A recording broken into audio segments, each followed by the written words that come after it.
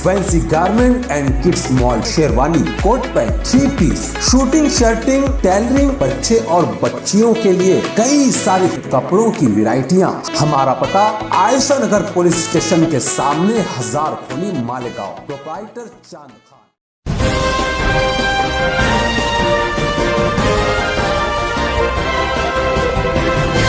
मानव समाचार, मानवता के हक में। मानव समाचार में आपका इस्तकबाल है। मैं हूं अब्दुर्रहमान। आइए देखते हैं आज की खास खबर। महाराष्ट्र पुलिस सिर्फ कानून कायदे की रक्षा करते या करवाते ही नजर आती है, ऐसा नहीं है। इसके अलावा भी कई समाजी जिम्मेदारियों को निभाते हुए अपने फर्ज के लिए ईमानदारी बरतते हुए नजर आती है। फिर चाहे कोरोना महामारी के दौरान लोगों की जिंदगियों को बचाने के लिए खुद की जिंदगी को खतरे में डालकर महीनों 24 घंटे गली कूचे चौक चौराहों पर ड्यूटी पर तैनात रहकर परिवार को भुला देना, सैलाबी कैफियत में लोगों को हादसा से बचाने के लिए पूरी मुस्तैदी के साथ खतरे वाले इलाकों में डटे रहना, या फिर कभी गरीब बस्तियों में फ्रूट और राशन किट पहुंचाते हुए इंसानियत की मिसाल देना।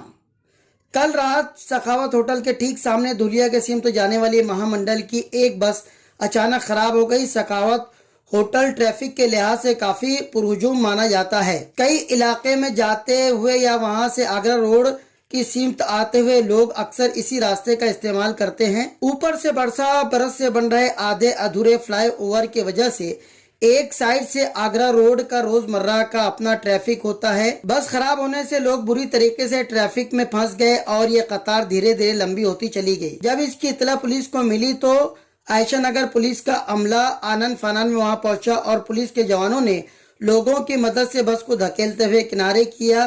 फौरन मैकेनिक को बुलाकर बस को दुरुस्त करवाया गया। इस बीच पुलिस ने ट्रैफिक बहाल करने में अपना रोल निभाया। बस दुरुस्त होने के बाद भी काफी देर तक ट्रैफिक का निजाम दरहम बरहम रहा।